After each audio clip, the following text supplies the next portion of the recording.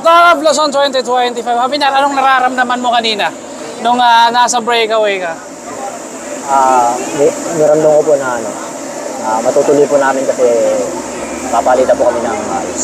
So, sino-sino yung mga nasa breakaway nyo kanina? Dahil 8 kayo. Sino yung mga kasama mo kanina? Carcueva po.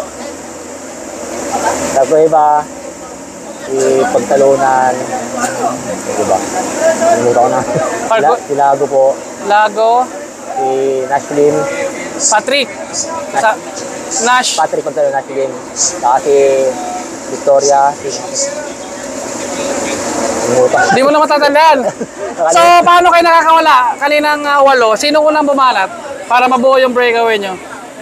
Hindi ko na po na kasi nung unang bumanat kasi sumunod lang din po ako eh. Doon pa lang po sa start, kilometer 0. So, ano nangyari sa mga fast stage nyo? Sa stage 1, 2, and 3, and 4? Anong mga nangyari? Bakit hindi kayo nakapasok sa stage winner? Yung stage 1 po, parang wala pa po sa sa condition po kami. Halos lahat po kaya kasama niya po. So, sa stage 2, anong nangyari doon? Bakit hindi ka, medyo malayo ka rin doon sa team time trial, no? Anong... Naplat po kasi ako nung halos kalahati pa lang po ng ruta. Kaya paano na po kami. Lahat sigurado po nakalaglagan kami. Talagang inalat kayo noon. Sa stage 3, nakarimati ka ba nung stage 3? Stage 3 po? Hindi po. Sa stage 4? Pangilan ka sa stage 4? Malayo po. Yung stage 3 po, 20 po. So kaninang umaga, dahil stage 5, anong nararamdaman mo kanina? Kondisyon ba o talagang... Inisip ko na lang po na kailangan ko po sumabay para maano po yung team, lumapit naman ng po yung oras. Kaya yun po. Sumabay na lang po ng sumabay para makabreak po. So kanina nung nasa breakaway kayo, anong KM ka bumanat?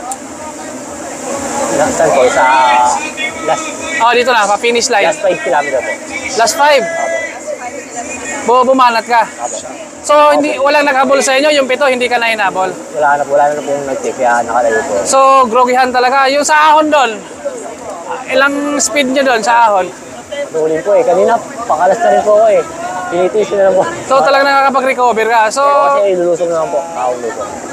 Okay. Yung 7 talagang hindi nag-try humabol sa'yo? Kasi po, isa-isa po kami, kaya siguro pakiramdaman din po sila. Kaya... So nag-aantay sila dahil lahat talaga ay gustong... Isang tao po kada team. So ano pakiramdam mo na solo mo sa stage 5?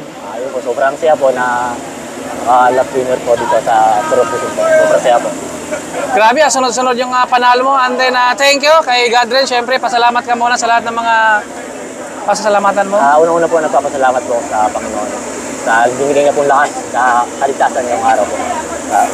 Salamat po kay Boss Alex, ng pare, Boss Aljan, Boss Team, Boss AJ, Boss Vivian. Sa walang sawang pagsuporta po sa amin, sa training, sa laro po. Tapos sa pamilya ko po na lagi nakasuporta. Kahit hindi po sila nakakasama sa mga laro. Ayan, thank you and congrats!